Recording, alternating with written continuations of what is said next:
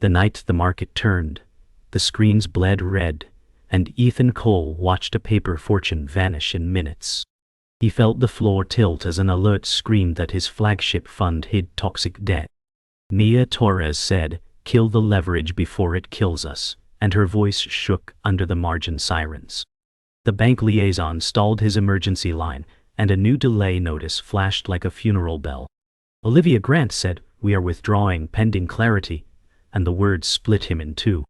A trending tag named him the face of greed, and the feed scrolled like a courtroom without mercy.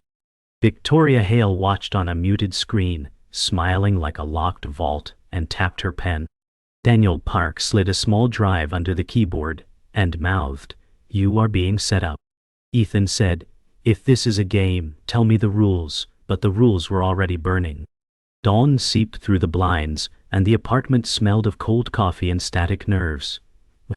Ethan opened the balcony door, and let the city's hiss push out the panic. Mia said, "We can still unwind the swaps if we move before lunch," and the sentence trembled.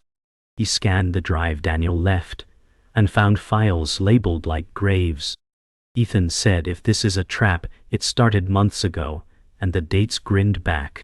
A chart linked short interest to a whisper campaign, and the pattern pulsed like a heartbeat. Mia said they mapped your moves, step by step, and closed her eyes. And closed her eyes. He pictured payroll and the faces tied to it, and the weight sat on his ribs. Ethan said, "No one loses their home because I blink," and the promise burned.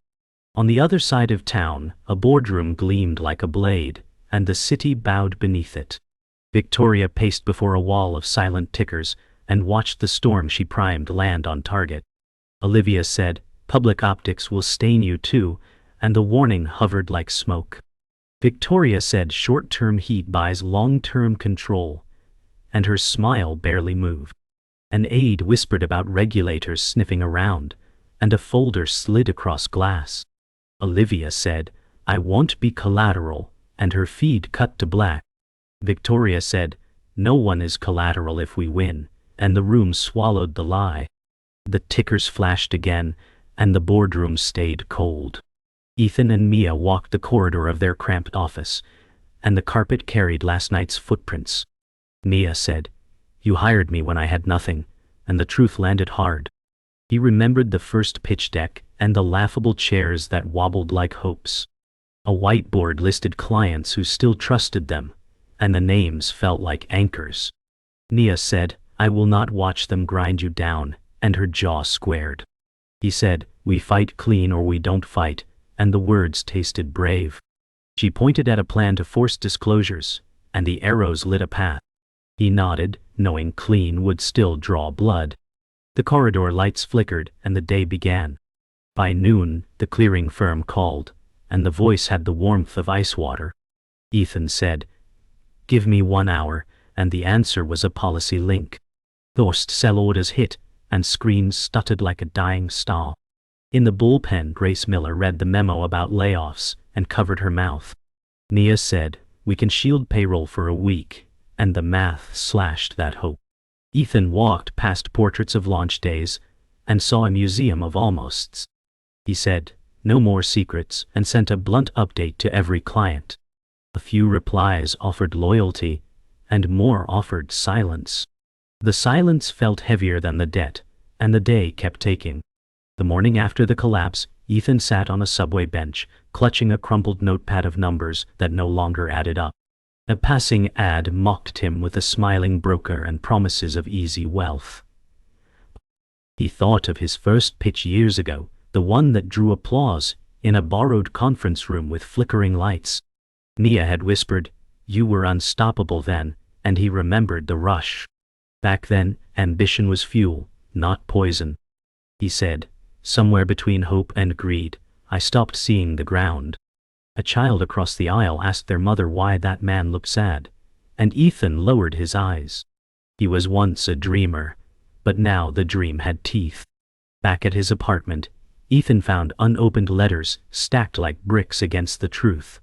Final notices, overdue statements, warnings about margin requirements. He poured cold coffee into a chipped mug and stared at the skyline. Nia said, "We can't outrun numbers written in blood," and her tone carried exhaustion. He remembered when she joined him, starry-eyed, believing in his pitch more than he did. He said, "I sold her a story of safety, and she bought it with her life's work." The silence pressed heavier than the storm clouds gathering outside. Somewhere, a neighbor's TV shouted about heroes of finance, but Ethan only heard the hum of his own undoing. That afternoon, Ethan met Leonard Briggs, the fallen guru, in a faded cafe that smelled of burnt beans and regret. Leonard said, "I used to be you, chasing skyscrapers with borrowed wings." His gray suit sagged, his tie loosened, his eyes rimmed red from nights too long. Ethan asked, "How did it end for you?" Leonard laughed, bitter and broken, and said, "It never ends. You just get pushed out of the game when your chips run out." Ethan studied him, a mirror of what he might become. He said, "If you know the traps, show me the map." And Leonard's silence spoke louder than words.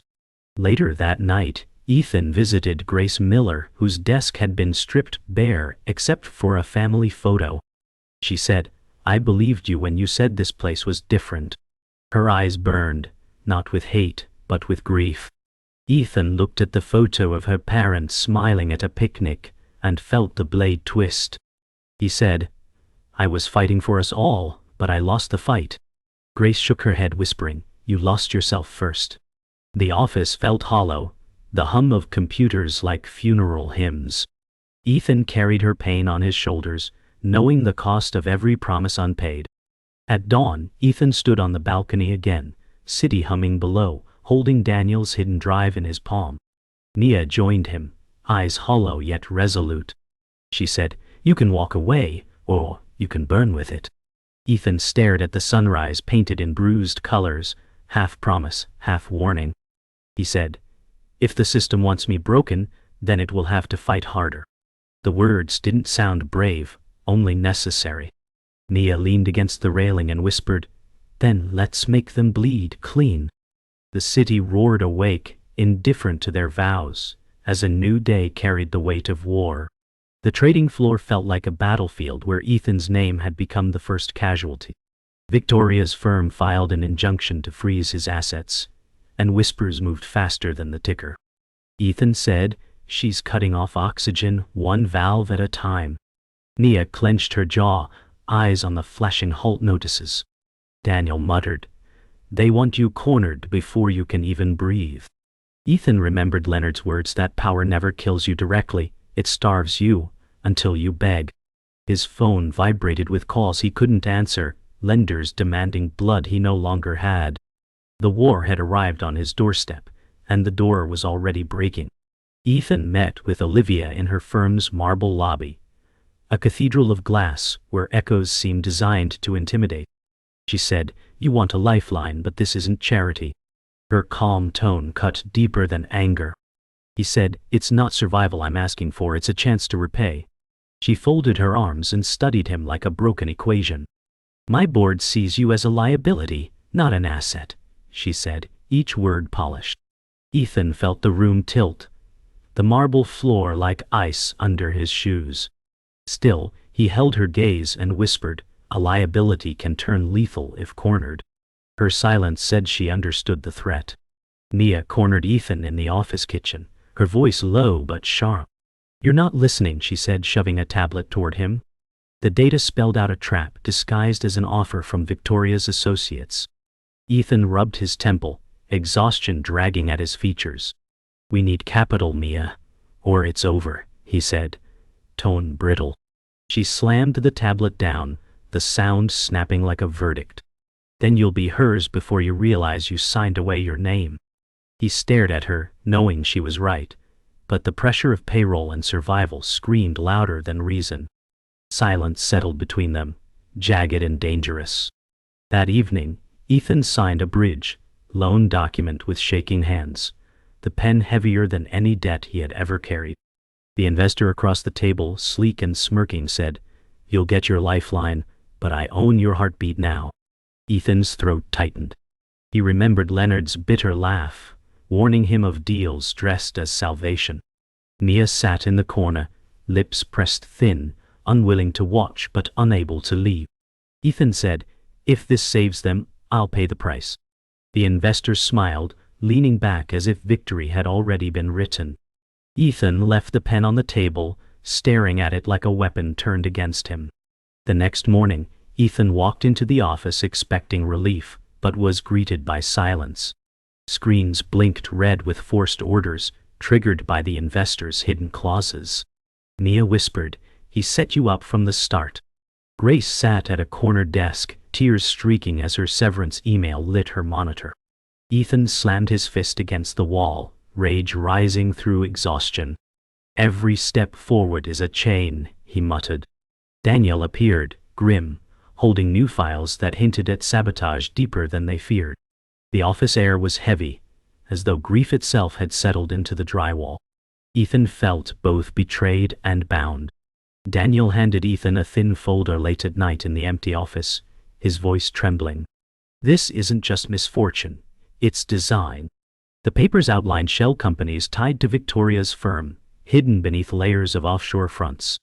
Ethan's stomach sank as the dots connected, each line a rope tightening. He said, "She didn't just want my business. She wanted me erased."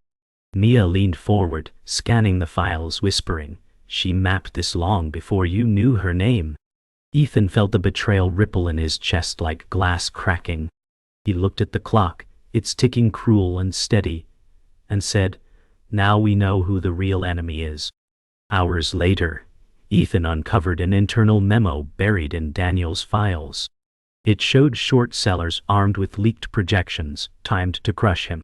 He whispered, "Someone on the inside is feeding her." Mia clenched her fists and said, "It has to be one of ours." The weight of betrayal slithered across the office, invisible but choking. Ethan slammed the desk, the sound splitting the silence. He said, "They've been inside the walls all along." The thought of trust turned to ash, every partnership now a potential blade aimed at his back. The betrayal was no longer abstract. It lived among them. Meanwhile, Victoria moved silently in her skyscraper office, the predator observing her prey's collapse. Her aide whispered, "The investor's clauses hit exactly as planned." She nodded, never taking her eyes off the skyline, glowing like her kingdom. Olivia's voice over speakerphone warned, "This level of sabotage risks exposure." Victoria replied, "Exposure only matters if the story isn't mine." Her pen tapped rhythmically, each beat sealing Ethan's fate. She smiled, a thin line of triumph edged with cruelty, and said, "Let him bleed, but not die. His ruin feeds the market better alive." The city below pulsed with her control. Leonard sat across from Ethan in the cafe again, hands trembling as he lit another cigarette. "I told you the system was poison," he muttered, smoke curling between them. Ethan leaned forward, voice low, "If you knew the mechanics, why didn't you warn me sooner?" Leonard's eyes glistened with shame. "Because warning you meant admitting my own part in building it." Mia watched silently, arms folded, her distrust of Leonard thick as stone. Ethan said, "Then help me take it apart, before it eats everyone." Leonard sighed, dragging smoke, and nodded, not in hope but resignation. His downfall was now his lesson. The final blow of the night landed when Ethan discovered the signature on a leaked file. It was not Victoria's, nor an aide's, but his trusted sidekick, Grace. His chest hollowed as betrayal took human shape. Grace said softly, "I needed to protect myself," her eyes wet with guilt. Mia's gasp filled the silence, sharp as broken glass. Ethan whispered, "You were family," his voice breaking. Grace shook her head, whispering, "Family doesn't pay the bills." The room tilted, trust crumbling into dust. Ethan realized the war wasn't just outside his walls. It had always been inside, closer than blood. Daniel returned with a thumb drive that trembled in his hand. He said, "This is the core. Leaked audits, names, and payoffs tied to Victoria's empire." Ethan stared at the screen, the files unspooling like dynamite. Mia whispered, "If this goes public, she burns." But Daniel's voice shook. "And so do you. Your name's buried in these schemes, planted to frame you." Ethan's throat went dry, rage and fear battling in his chest. He said, "She turned me into the weapon against myself." The revelation cracked the room open, a truth so sharp it could kill both hunter and prey. Ethan scrolled further, and the betrayal came into focus. The sidekick he trusted most, Grace, had signed the data transfer logs months ago. Her voice echoed in his memory, pleading loyalty, yet her signature carved across the page. Nia gasped. She was in on it from the start. Grace entered quietly, face pale as snow, and whispered, "I was forced." Ethan's chest hollowed, his anger twisting with sorrow. He said, "You carved me open and handed me over." Grace sobbed, "I didn't know it would go this far." The truth split the room into shards that cut deeper than any lie. Olivia called Ethan into her office, her tone iron. She said, "Your survival doesn't interest me, but Victoria's downfall does." She slid a contract across the table, her eyes sharp as glass. Ethan said, "You're offering me rope to hang her, or me?" Olivia replied, "Both, if you fail." The contract promised exposure of Victoria's empire if Ethan supplied evidence, but at a cost of his own admission. Nia whispered, "It's a noose either way." Ethan pressed his palm flat on the table, feeling the wood grain like chains. He said, "Then I'll choose who chokes." His decision bound him tighter to the fire. Later, Leonard revealed his hidden card. From his crumbling apartment, he unearthed old trading ledgers that tied Victoria's empire to past fraud. He said, "I built the machine that's eating you, and I still know where the screws are loose." Ethan's voice was raw. "Then give me the keys." Leonard's eyes were heavy with regret. "Keys cost blood. I lost mine already." Nia said, "Then let's use what's left of yours to end this." Leonard's hands shook as he passed the files, his past sins pressed into paper. Ethan realized redemption never came free. It always had a debt attached. Ethan stood on the rooftop at twilight, files in hand, the city sprawling like a pit below. He said, "This is the moment everything changes." Nia's voice broke the silence. "We burn her, and we burn with her." Ethan nodded. Better to burn in truth than rot in silence. Daniel appeared behind them, cautious. "Once this leaks, there's no return." Ethan stared at the horizon, the colors bleeding like fire over steel. He said the game was never survival, it was choosing how to fall. His words carried the weight of both defeat and defiance, as the city lights flickered alive. The night before the final strike, Ethan gathered his allies in the office war room. The walls glowed with monitors showing Victoria's empire like a beast outlined in numbers. He said, "Tomorrow we gamble everything." Nia leaned forward, her voice steady. "If we lose together." Daniel's hands shook as he whispered, "If we win, she'll come for our lives, not just our money." Leonard's voice rasped, "She already took mine. Give her nothing but ashes." Ethan felt their eyes on him, waiting for a leader. He said, "No matter the cost, we end this tomorrow." The silence that followed was heavier than any storm. The next morning, Ethan stood before his computer, executing the riskiest trade of his life. Every cent, every loan, every shred of credibility flowed into one final gamble. Nia said, "Once you hit send, there's no undo." Ethan replied, "Then I'll send it twice." His fingers hovered, sweat dripping onto the keys. Grace, still raw with guilt, whispered, "You're betting on a dying horse." Ethan shot her a look sharp enough to cut steel. He said, "Sometimes the only move left is the one that kills the board." The screen blinked confirmation, and with it, their fate was sealed in motion. At Victoria's headquarters, the storm broke. Alarms lit her monitors as her empire buckled under Ethan's strike. Her aide stammered, "It's a coordinated hit, bleeding through every shell." Victoria's jaw tightened, her hand slamming the desk. "He dared," she whispered, venom sharp. Olivia appeared on screen, saying, "Control is slipping, Victoria." She snarled, "Not control, perception. And I still own that." Her pen tapped furiously as she barked orders. Ethan's ghost was haunting her fortress, his gamble collapsing her foundation. For the first time, cracks showed in her poise, and the Queen of Glass Towers looked cornered. Back at Ethan's office, the weight of choices pressed harder than victory.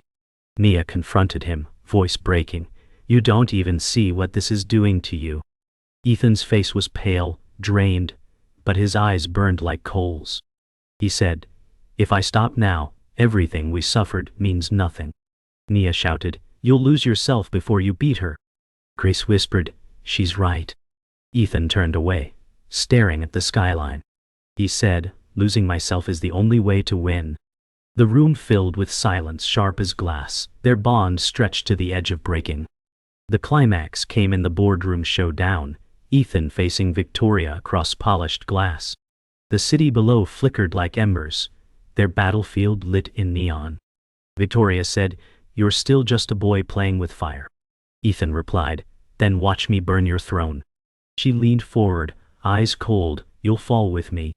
Ethan said, "Then at least I choose the fall." The silence cracked as both sides signed orders that would trigger financial war. Nia watched, trembling as Ethan's gamble sealed their fates. The air thickened, two empires colliding in one final, irreversible move. The dust settled in silence, monitors dark, phones dead, as if the building itself had exhaled its last breath. Ethan leaned heavily against the desk, palms flat, lungs burning from hours of strain. He saw his reflection in a black screen, hollow eyes staring back like a stranger. Nia sat in the corner whispering, "It's over, but nothing feels whole." Her voice cracked, too exhausted for hope. Daniel rubbed his face whispering, "She bleeds, but so do we." Leonard exhaled, coughing, muttering, "Survival isn't victory, it's only debt." Ethan clenched his jaw, grounding himself in their stares. He said, "This isn't the end. This is just the price for playing their game." Ethan's apartment was silent, except for the hum of the fridge and the muffled city noise beyond the glass. He slumped against the counter, staring at unpaid bills scattered like fallen cards. Nia dropped her bag, whispering, "What do we have left besides scars?" Her tone was resigned, more sigh than question. Ethan faced the skyline, its towers glowing with indifference, as if mocking his struggle. Grace appeared at the door, pale, eyes swollen red from sleepless nights. She said, "I didn't come to ask forgiveness. I came to carry the weight." Ethan turned, voice low, "Rebuilding means standing on ruins." She nodded, tears glistening, "Then I'll carry bricks until my hands bleed." The cafe smelled of espresso and burnt sugar, sunlight cutting across polished marble. Victoria sat alone, hands trembling, though her smile remained sharp as glass. Olivia entered, posture immaculate, eyes scanning the room like a hawk. She said, "Regulators circle you like vultures, and Ethan carved holes in your empire." Victoria lifted her cup, voice calm but hollow. "Exposure is noise. It fades when the next scandal comes."